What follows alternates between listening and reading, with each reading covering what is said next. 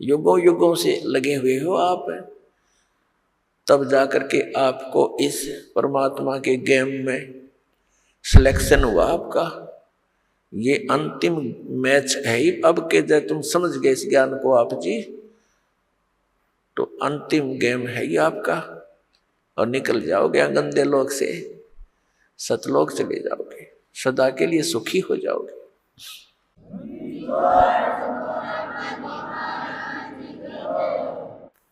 पुण्यात्माओं, यहां सुख नाम की वस्तु नहीं है, और जिस सुख को हम यहां खोज रहे हैं उसका कितना नामो निशान नहीं। जिस कारण से अंत में ऋषि महर्षियों ने केवल सिद्धियों का सहारा लिया,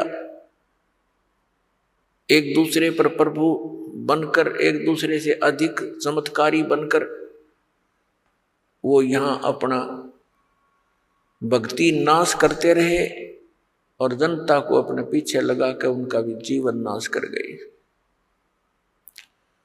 परमात्मा आते हैं, यथार्थ ज्ञान हमें बताते, लेकिन हम उसको स्वीकार नहीं करते।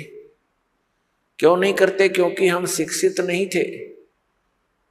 और जो व्यक्ति परमात्मा के मार्ग के मास्टर समझे जाते थे, ऋषि, गुरु, मंडलेश्वर, आचार्य, शंकराचार्य, वो भक्ति से अपरिचित थे, शास्त्रों से अपरिचित थे, अपनी मनमुखी साधनाएं हमें बताते रहे, और हम उनको एक पहुंचे हुए महापुरुष, परम धनी मानकर हम निरसंशय होकर के उनके प्रत्येक वचन का पालन करते रहे। उन्होंने हमें कुछ भी ज्ञान दिया, स्वीकार्य किया, क्योंकि हमें पता नहीं था, और हम उनको एक विद्वान पुरुष मानते थे। जैसे कोई रोगी डॉक्टर के पास जाता है और उस डॉक्टर ने बहुत बड़ा बोर्ड लगा रखा है, तो फिर डॉक्टर जो भी औषधि देगा तो रोगी के सामने कोई शंका का तो प्रश्न उठता ही नहीं। जो डॉक्टर औषधि देता है, जैसे उसके खाने की विधि बताता है, तो रोगी को तो खाना ही होता है। तो पुण्यात्मा, डॉक्टर की औषधि को डॉक्टर ही बता सकता है कि ये रोग नाशक है, या वैसे कोई पुड़िया में राख बांध कर दे रखी है।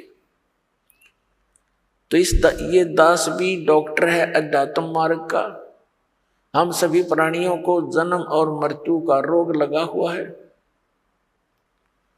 और जब तक जन्म और मृत्यु का नाश, ये अंत नहीं होगा, तब तक हम परम शांति को नहीं प्राप्त कर सकते।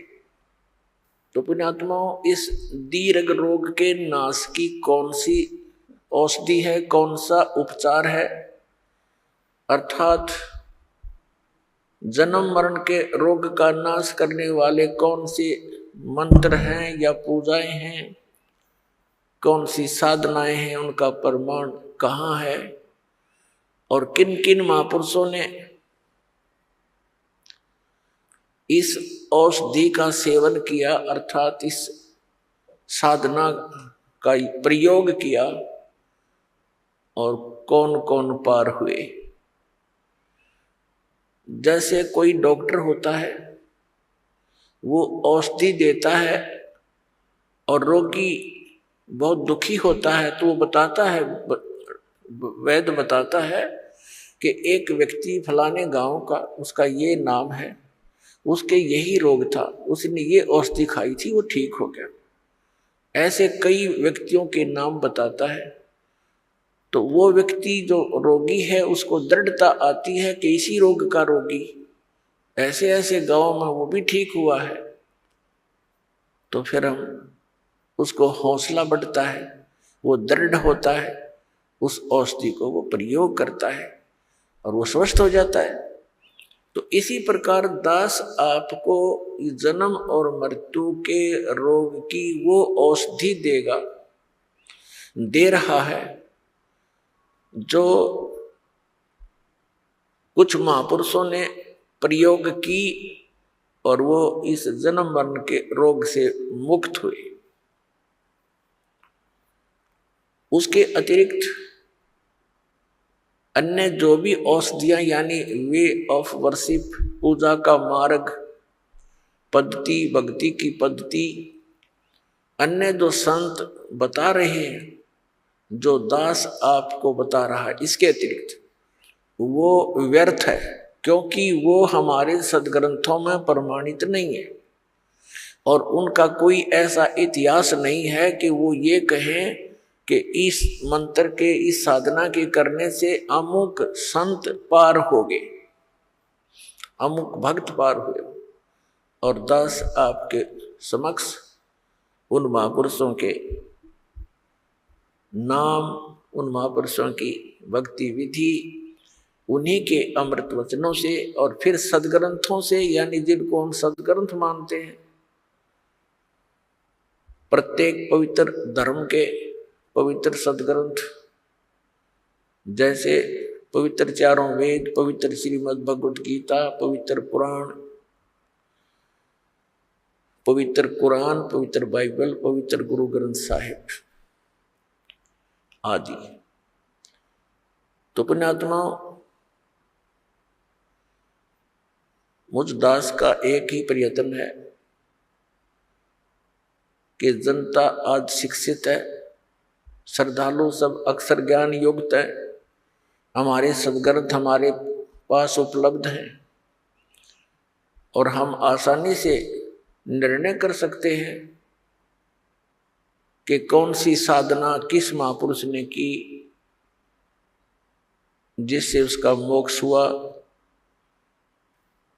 ये दास आपके रूबरू करेगा, आप बहुत आसानी से समझ जाओगे। सबसे बड़ी समस्या हमारे सामने ये आई हुई है कि हम ये निर्णय नहीं कर पा रहे हैं कि कौन सी भक्ति सही है और कौन भगवान है। ये निर्णय हुआ और मोक्ष, क्योंकि फिर तो वो क्रियाएं जो दास बताएगा, सदग्रंथों में प्रमाण दिखाएगा और जिन महापुरुषों ने साधना की उनके वो अमृत वचन दिखाएगा, तो आपको आसानी से प्रमाणित हो जाएगा, विश्वास हो जाएगा, फिर तो भक्ति करनी ही करनी शेष है। और वो इतनी आसान है, नाम उठत नाम बैठत नाम सोवत जागवे, नाम खाते नाम पीते नाम सेती लागवे। काम करते करते उस नाम का जाप करना है। कौन से नाम का जाप करना? सतनाम का जाप करना। जो भी कंप्लीट कोर्स आपको दिया जाता है उन सभी मंत्रों का जाप करना है। पुण्यात्माओं, दास बार बार कहता है कि जैसे पवित्र चारों वेद, पवित्र श्रीमद् भगवत गीता, ये दोनों एक ही है। पवित्र चारों वेदों का निष्कर्ष है श्रीमद् भगवत गीता। श्रीमद् भगवत गीता और वेद ये गॉड गिवन स्पिरिचुअल नॉलेज है, ये परमात्मा का दिया हुआ ज्ञान है। परम अक्षर ब्रह्म यानी कबीर साहिब जी ने, कबीर परमेश्वर जी ने, असंख्य ब्रह्मांडों के स्वामी ने, ये चारों यानी पांचों वेद, एक सूक्ष्म वेद और है, पांचों वेद इस सरपुरुष अर्थात ज्योति निरंजन के अंतःकरण में फैक्स कर दिए थे। समय आने पर ये बाहर निकले, जैसे गर्भवती मादा से बच्चा अपने आप समय आने पर बाहर आता है, ऐसी व्यवस्था से परमात्मा ने ये सर्व वेद, पूरा ज्ञान, अध्यात्म ज्ञान और सांसारिक ज्ञान, कैसे रहना चाहिए, किन क्रियाओं को करना चाहिए, कौन सी ना करनी चाहिए, ये सब ज्ञान दिया था। परमात्मा कौन है, उसकी साधना कौन सी है, तुम जहां रह रहे हो उस वो परमात्मा किस स्तर का है, वो तुम्हें कितना लाभ दे सकता है, वो कितनी हानि कर सकता है, ये सब ज्ञान दिया था। इस ज्योति निरंजन ने जब इन वेदों को पढ़ा तो इसको चिंता बन गई कि उसके अंदर पूर्ण परमात्मा की जानकारी है और उसके पाने का कंप्लीट ट्रीटमेंट, कंप्लीट यानी पूर्ण रूप से विधि है। उसने क्या किया, जो परमात्मा के पाने की विधि थी, वो मंत्र थे, वो उस पोर्शन को, उस भाग को, वेदों के उस भाग को नष्ट कर दिया और शेष जो भाग था वो हमें दे दिया, जिसको ऋषियों ने 4 विभागों में बांट लिया। उसका नाम रखा ऋग्वेद, यजुर्वेद, सामवेद और अथर्ववेद। उस 5वें वेद के बिना हमारा मोक्ष नहीं।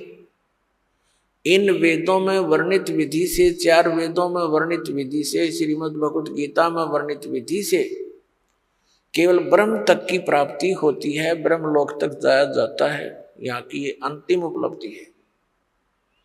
गीता जी अध्याय नंबर 8 के श्लोक नंबर 16 में लिखा है कि ब्रह्मलोक पर्यंत, ब्रह्मलोक में तक जितने भी लोक हैं वहां गए हुए प्राणी पुनर्वर्ती में हैं, वहां गए हुए भी फिर लौटकर पृथ्वी पर आते हैं।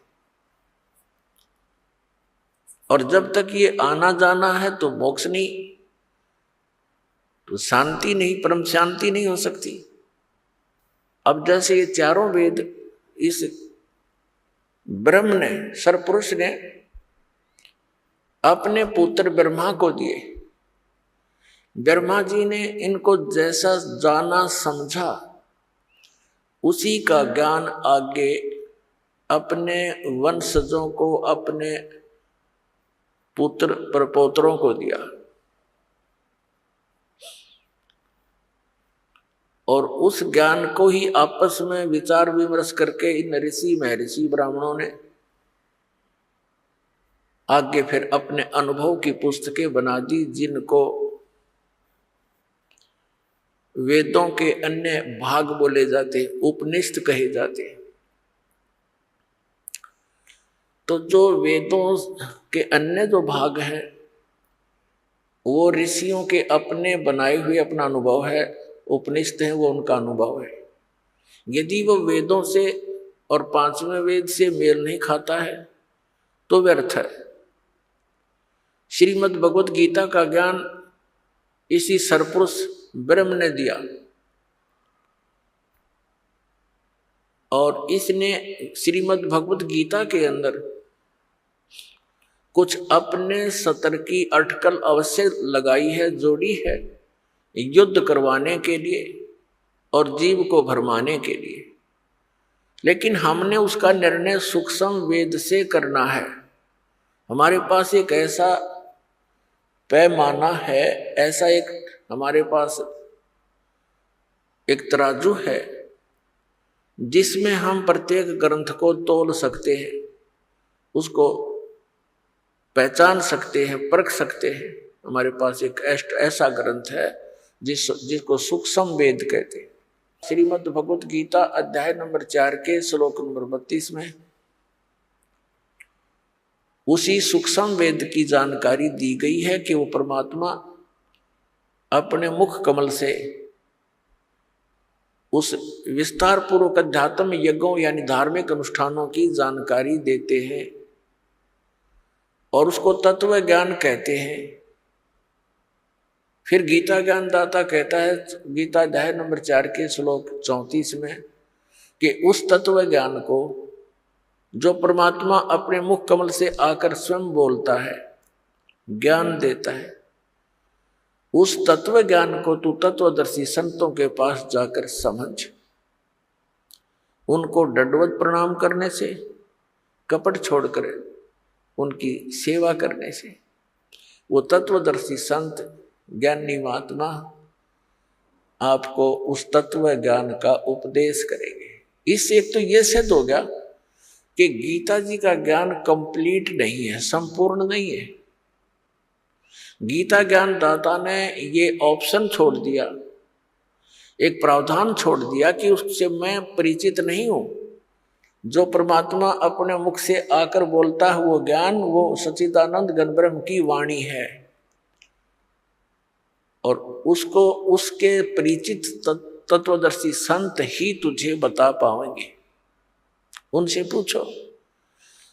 तो दास जो कहना चाह रहा है कि ये जो पवित्र चारों वेद, पवित्र श्रीमद् भगवत गीता, इनका ज्ञान गलत नहीं, लेकिन ये कंप्लीट कोर्स नहीं, इनमें कंप्लीट स्पिरिचुअल नॉलेज नहीं, संपूर्ण अध्यात्म ज्ञान नहीं है।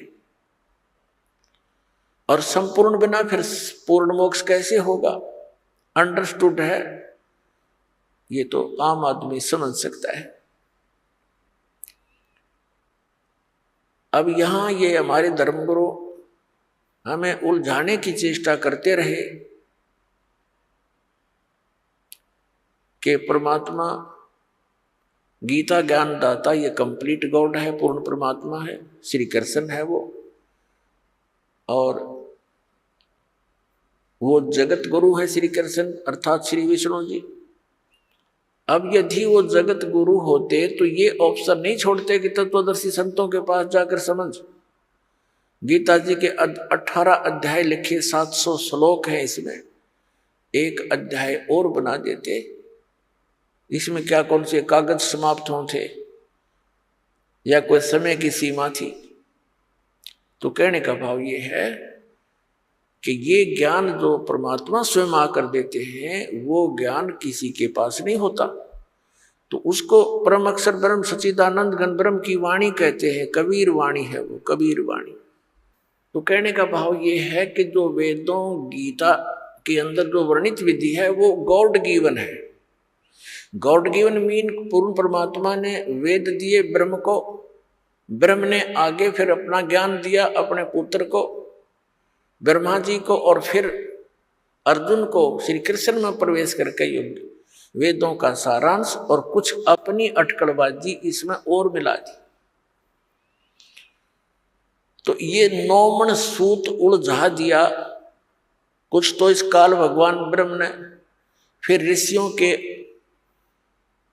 अधूरे अनुभव ने इस अध्यात्म मार्ग में 9 मन सूत उलझा दिया। उस 9 मन सूत को सुलझाने के लिए वो परमात्मा स्वयं ही आते हैं और उसको सुलझाकर रख देते हैं। जैसे आज से 600 वर्ष पहले लगभग परमात्मा आए थे, सन 1398 से सन 1518 तक 120 वर्ष परमेश्वर यहाँ रहे पृथ्वी पर, सतलोक से सह शरीर आए थे, सह शरीर चले गए थे। तो उसमें उन्होंने अपना ये ज्ञान बोला था, अपनी अमृतवाणी बोली थी, वो परम अक्षर ब्रह्म है। तो उस समय इस अध्यात्म ज्ञान को सुलझाकर अपनी अमृतवाणी में लिख कर चले गए थे। परमात्मा जानी जान है, उनको मालूम था कि काल फिर से अपना कोई अटकलबाजी अड़ाएगा। तो परमात्मा के जाने के बाद उसी परमात्मा परमेश्वर कबीर देव जी के, कबीर साहिब जी के पंथ में, उन्हीं का गुणगान करने वालों में काल के दूत घुस गए। उन्होंने भिन्न भिन्न पंथ कबीर जी के नाम से चला दिए और उन्होंने उस सूक्ष्म वेद को, जो कबीर वाणी को, अपने अनुकूल जो भी उनकी व्याख्या, उनके अनुभव, उन्होंने जिससे भी कुछ ज्ञान ग्रहण किया, उस ज्ञान का जैसे भी समर्थन, उस अज्ञान का समर्थन, अपने अज्ञान अनुभव का समर्थन करने के लिए उन्होंने ग्रंथ, उस कबीर सागर में, कबीर साहब की वाणी में भी कुछ हेर फेर कर दिया। अब कारण क्या था कि वो लोग ये कहा करते थे कि कबीर सागर से हम ज्ञान दे रहे हैं, और वो बक रहे थे वैसे। फिर उन्होंने देखा कबीर सागर में कि कल ने कोई पूछ ले भी कहाँ कबीर सागर में, तो देखा उसमें गड़बड़ी पाई। उनकी व्याख्या के विपरीत कबीर सागर परमात्मा की वाणी बोल रही थी, कबीर साहब की वाणी। तो उन्होंने उसमें अपनी अटकल अनुसार अपने अज्ञान को सत्य करने के लिए कुछ उसमें परिवर्तन भी किए। अब मालिक को मालूम था कि 600 वर्ष तक, क्योंकि आज इसकी आवश्यकता होना पड़नी थी, इस सूक्ष्म वेद की, इसकी पूर्ति करने के लिए कबीर परमेश्वर जी ने अपनी प्यारी आत्मा गरीबदास साहब जी को गांव छुटानी, जिला झज्जर, हरियाणा प्रांत के अंदर आदरणीय गरीबदास साहब जी का जन्म एक किसान परिवार में जाट जाति में हुआ। वैसे संत जाति नहीं मानते, लेकिन जिस वर्ण में हम पलते हैं उसकी थोड़ी बहुत छाप लगी ही रह जाती है। लेकिन परमात्मा ने इस कंसेप्ट को क्लियर कर दिया है कि जात ना पूछो संत की, पूछ लीजिए ज्ञान, और तो मोल करो तरवार का, पड़ी रहने दो म्यान।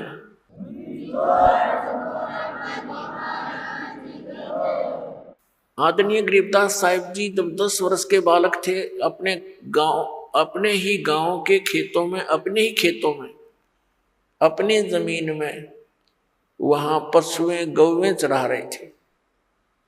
परमात्मा वही कबीर देव काशी से सह शरीर जाने के लगभग 200 वर्ष उपरांत सन 1518 में गए थे, सह शरीर चले गए थे परमात्मा कबीर जी, और सन 1727 में आकर के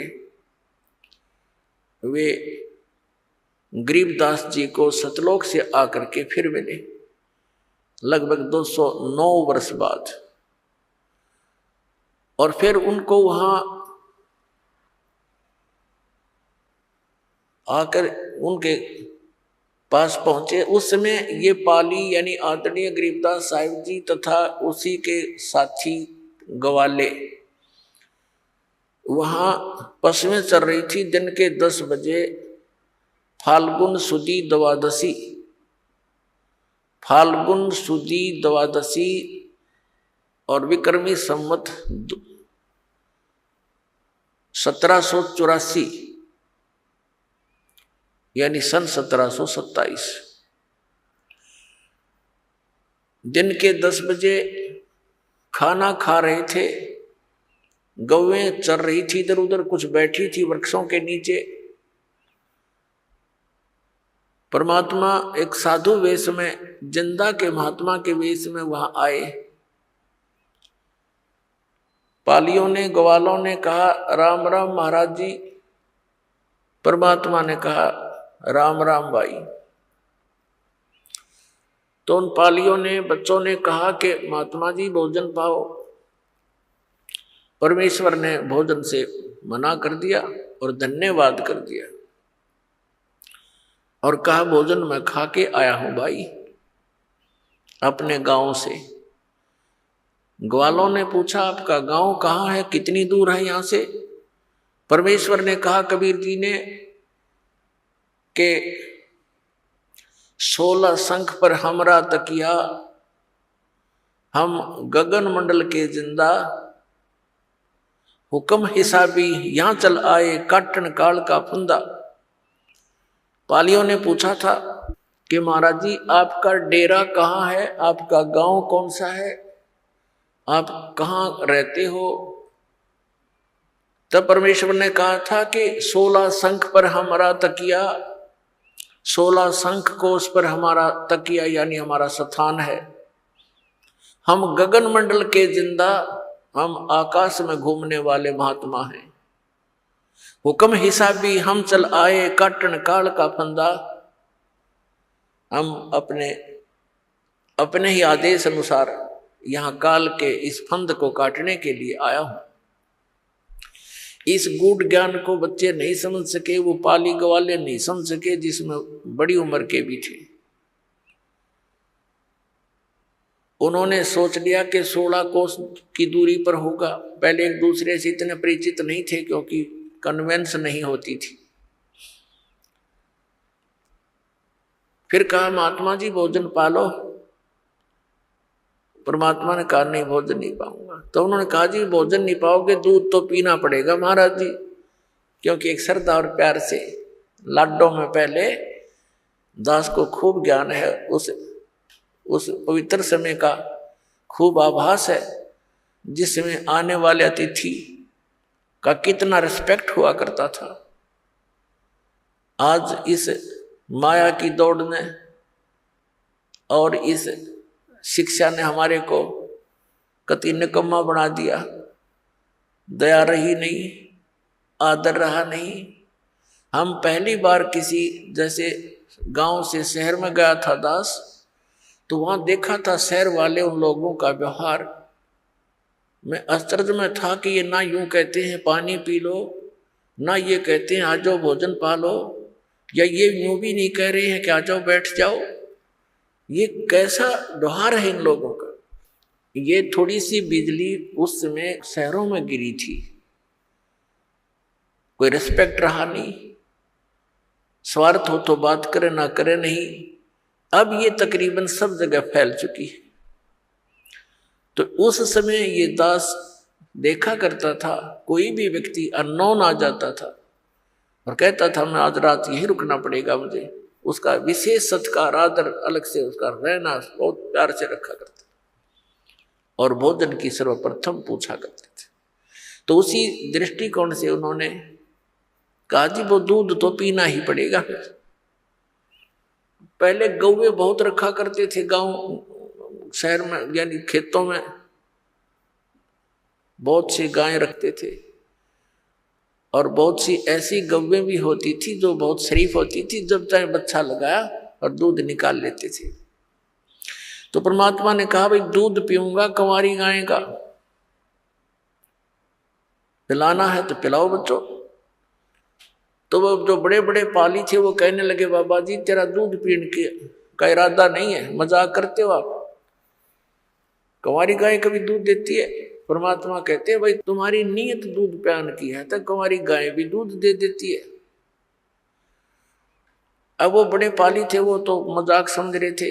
छोटा बच्चा था 10 वर्ष का गरीबदास साहिब जी, वो खड़े हुए बच्चे जैसे गतिविधि करते हैं। अपनी एक बहुत प्रिय बछिया थी, जाके संग बैल नहीं लागा, यानी कंवारी, उसको पकड़ लाए, गले में रस्सी बांध रखी थी छोटी सी, और उसको पकड़ कर ले आए। देखो महाराज जी इसको बच्चा तो है नहीं, दूध कैसे देगी? तब परमात्मा ने कहा बेटा ऐसा करो, आपके पास जो कोई पात्र है छोटा सा, जैसे मिट्टी का एक पात्र था, 5-7 किलो जैसे लस्सी वगैरह ले आते थे, वो उन्होंने धो मांझ कर रख रखा था। कहा जी ये है, इसको साफ कर रखा है, रखो इसके नीचे। गरीबदास जी पकड़ कर बैठ के उस बछिया के सतन के नीचे, और परमात्मा ने खड़ा होकर के ऐसे थपकी मारी कबीर साहब ने उस बछिया की कमर पे, आशीर्वाद भरा हाथ रख दिया परमात्मा कबीर जी ने। लंबे लंबे सतन हो गए और दूध की धार बंद की, पात्र भरते ही वो अपने आप बंद होगी। बोलो सतगुरुदेव।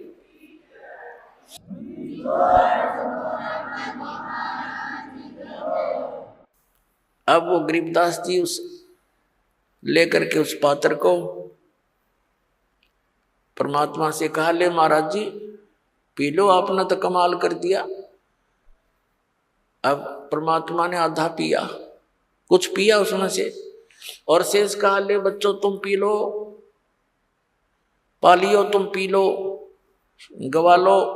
तो बड़े बड़े जो गवाले थे वो कहने लगे हम ना पीवें, एक तो आपने जंतर मंत्र का दूध निकाल दिया, और फिर पता नहीं तू कौन सी जाति का है, तेरा जूठा हम ना पीवें, और ये जंतर कुंवारी गाय का दूध हमें पाप लगे, हम कभी नहीं पीवें। वो तो उठ कर चले गए इस बात के मारे, कहीं बाबा जी प्रेशर ना दे दे, पीना ही पड़ेगा। गरीबदास जी ने कहा लाओ भगवान आपका दास पीवेगा। पुणात्माओं साधों से ती मस्करी ये चोरा नाल खुशाल, मल अखाड़ा जीतेंगे ये युगन युगन के माल। तो वो युगन युगन के माल थे गरीबदास जी, युगन युगन के पहलवान थे, रेसलर थे, अब प्रैक्टिस करते आ रहे थे। उनके हृदय में एकदम बात सवागी, अकेला आपका दास भी होगा। तो पुण्यात्माओं, इस ज्ञान को, इस मार्ग को वही ग्रहण कर रहा है जो युगों युगों का माल पहलवान है, बहुत दिनों से इसमें संघर्षशील है। तो आदरणीय गरीबदास साहिब जी ने कहा पिया, और कहा महाराज जी दूध तो हम डेली पीते हैं, पर इस दूध का टेस्ट आज तक नहीं देखा मैंने। तब परमेश्वर कबीर देव जी ने कहा कि बेटा ये सतलोक से, मेरे लोक से दूध आया है, वहां दूधों के दरिया भरे हैं, सरोवर भरे, वो खराब नहीं होते, बड़े बड़े समुद्र भर रखे। अपने आत्माओं, इन बातों का आज ये विश्वास कराना इस साइंस ने ऐसा नास्तिक बना दिया इस बोली आत्मा को कि दूध खराब क्यों नहीं होगा, कहीं पर रख लो खराब होगा, ये होगा। अब जैसे गंगा का जल जो है, गंगा नदी का, इसको कहीं रखो ये कभी खराब नहीं होता, और किसी भी दरिया का या कुएं का कितना जल रख लो, चाहे डिस्टिल करके रख लो उसको, वो भी खराब हो जाता है। तो ये एक सैंपल है सतलोक के मटेरियल पदार्थ का, कि वहां ऐसे पदार्थ हैं। गरीबदास जी ने कहा भगवान सचमुच वहां दूधों के सरोवर भरे हैं। कहाँ बेटा, तो फिर तो वहां गाय भी रखने की जरूरत आवश्यकता नहीं होगी। ना, बिल्कुल नहीं। पाली अपने पशुओं से घना दुखी होया करे, वो दुखी हो लेता है, उनको घेर घार के और सोचा और पीछा छूटा जाए, ऐसा कोई स्थान है। तो उसने कहा महाराज जी सचमुच मैं कैसे विश्वास करूं आपकी बात पर, मुझे एक बार दिखा दो वो आपका सतलोक, आपका जो स्थान बताते हो जहाँ दूधों की दरिया भरी और बागों का फल फ्रूट जो खिले रहते हैं, लद पद रहती है, सदाबहार बाग बताए परमात्मा ने सतलोक में।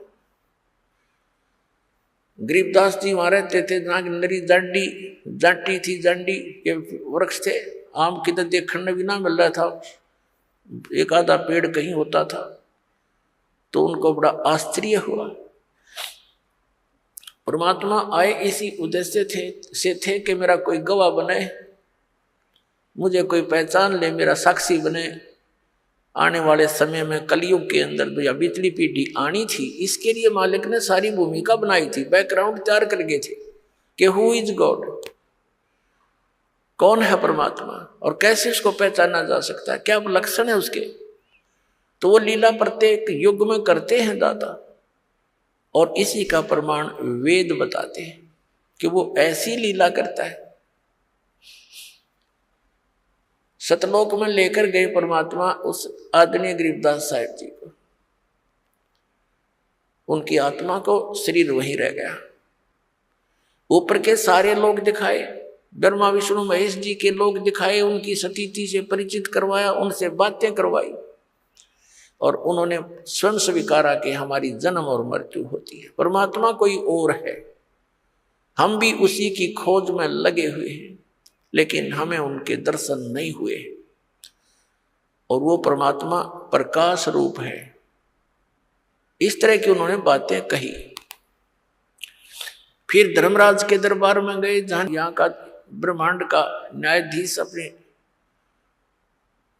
सभी आत्माओं की वो का निर्णय करता है, न्याय करता है, कर्मानुसार उनके आगे निर्धारित करता है संस्कार।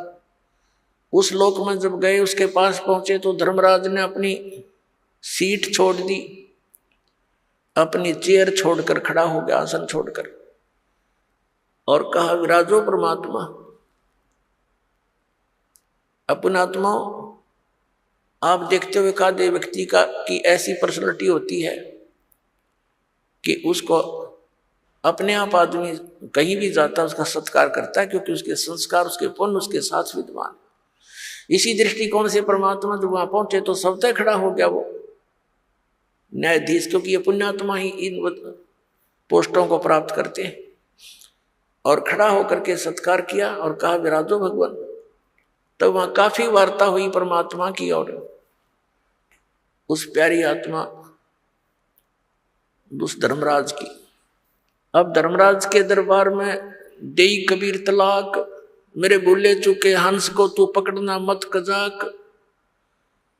अब परम अक्षर ब्रह्म ने यहाँ के न्यायाधीश के ऊपर ऐसी डांट लगाई जैसे उच्च अधिकारी एक छोटे अधिकारी पर उसको हिदायत देते समय सख्ती से बोलता है, और वो औपचारिक और शिष्टाचार से सर जी, यस सर, हाँ जी, जो आज्ञा आपकी, ये एक शिष्टाचार होता है।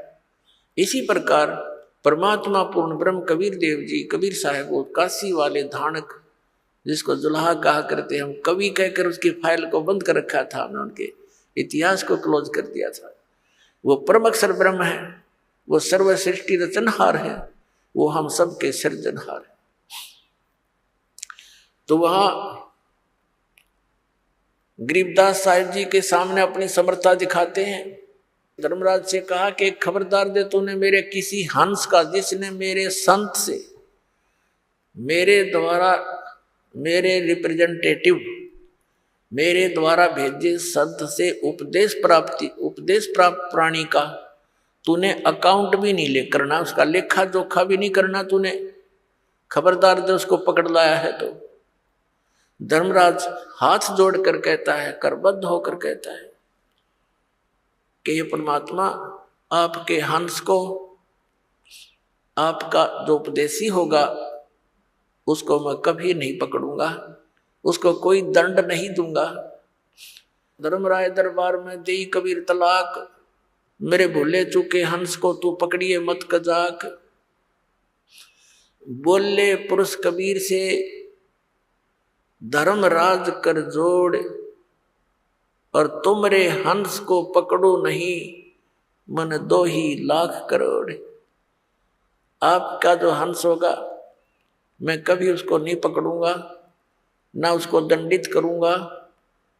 और फिर उसने कहा कि परमात्मा, जब तक आपकी शरण में ये जीव नहीं आता तब तक इसके पूर्व जन्म के संचित पाप कर्म मेरे पास विद्यमान होते हैं। हे प्रभु, अब मेरे कागजों में स्टैंड करते हैं, और यहाँ का नियम है जैसे कोई कर्म करेगा वह भोगने पड़ेंगे। तो परमात्मा, उसको तो मैंने दंड देना पड़ेगा, मेरी मजबूरी है। तब परमात्मा ने, कबीर देव जी ने कहा था, कबीर साहब ने, ये कर्म भ्रम ब्रह्मंड के मैं पल में कर हूं नेश, और जिन हमारी 2 दी सो करो हमारे बेस। ये तेरे कर्म भ्रम इस ब्रह्मांड के तुमने लगा रखे हैं, इनको 1 मिनट में नष्ट कर दूंगा, खत्म कर दूंगा, कैंसिल कर दूंगा, क्रॉस मार दूंगा इनके। और जिन्होंने मेरी दुहाई दी और तुम पकड़ लाए, तुम्हारे अनुचर उनको यहाँ ले आए और उन्होंने ये कह दिया कि मैं तो ऐसे ऐसे कबीर साहब का बच्चा हूं, तुम मुझे नहीं पकड़ सकते, तुम गलती कर रहे हो, तो उनको करो हमारे पेश, उनको फिर हमारे पास ले आना, मेरे बच्चों को, तुम उनको दंड मत देना। ऐसी वार्ता सुनकर गरीबदास जी गदगद हो गए कि तो समर्थ बाबा जी तो बहुत बड़े तगड़े हैं, और यहाँ का यो न्यायाधीश और ये बड़ा देवता भी ऐसा हाथ जोड़कर खड़ा इसके आगे। तो फिर आगे अपने लोक में ले गए परमात्मा। उससे पहले काल के का वो सतिथि, वो स्थान दिखाया जहां पर ये एक ब्रह्म लोक में अलग से एक स्थान बनाकर गुप्त रहता है। ये अपनी माया से छुपा रहता है, वहां साकार है, ये ज्योत निरंजन साकार है, नर आकार है, इसके ओछा माथा है और लंबे दांत हैं, शरीर इसका चेहरा बेढंगा सा है। और फिर परमात्मा ने इसका दूसरा स्थान दिखाया जो 21वें ब्रह्मांड में, जहां ये तपस्या पर भून कर 1 लाख प्राणियों का आहार करता है, सूक्ष्म शरीर से गंध निकाल कर खाता है, और जीव मरते नहीं, वो कर्म अनुसार अपना अन्य शरीर प्राप्त कर लेते हैं। फिर उसे परब्रह्म के यानी अक्षर पुरुष के लोक में प्रवेश किया। वो 11वां द्वार है जो इस काल के लोक से और सरपुरुष के लोक से अक्षर पुरुष के लोक में जो प्रवेश करना होता है जिस मार्ग से, वो 11वां द्वार है। और 12वां द्वार है इस 7 संघ, इस अक्षर पुरुष के 7 संघ ब्रह्मांडों को पार करके जहां फिर सतलोक में प्रवेश करना होता है, वो 12वां द्वार है। अभी तक ये 10वां द्वार की रट लगा रखी थी। ये 10वां द्वार भी काल के ही इस जाल में है। और 11वां जो द्वार है जो, उसका तो किसी को पता ही नहीं। बाकी एक आधा जो कबीर पंथी है वो कबीर साहिब की वाणी को पढ़कर उसका विपरीत अर्थ लगा के वो कहता है 11वीं खिड़की, बसंतीम खिड़की, 11वीं खिड़की, 11वीं खिड़की। उसको ये नहीं मालूम कि नीम हकीम खतराए जान होता है। और फिर दावा करते हैं वो लोग कि मेरे से बड़ा, मेरे से अधिक ज्ञान किसी का नहीं, क्योंकि मैंने 11वीं खिड़की पागी। और उसको कहाँ बताते हैं? 11वां द्वार कहते सुरती में है, सुरती में। अरे भले आदमी, सुरती तो उस द्वार से पार होकर जाएगी, और सुरती में द्वार है, फिर जाएगा कहाँ? खाक। ये इस तरह बकवास दे, इनको ज्ञान है नहीं, डुबो दी सारा। कबीर पंथी होकर के कबीर साहब के मार्ग से परिचित नहीं है। और ये लोग दीमक हैं परमात्मा के मार्ग में, क्योंकि इनके द्वारा दिया गया भक्ति विधि गलत। ये भी नास्तिक बनाने की तैयारी में लगे हुए हैं जनता को, क्योंकि जब तक परमात्मा की यथार्थ भक्ति विधि नहीं मिलेगी, परमात्मा से मिलने वाले वो लाभ प्राप्त नहीं हो सकते। और कुछ दिनों के बाद फिर नास्तिक अपने आप हो जाता। प्राणी सब साधनाएं गलत साधना करके थक जाता।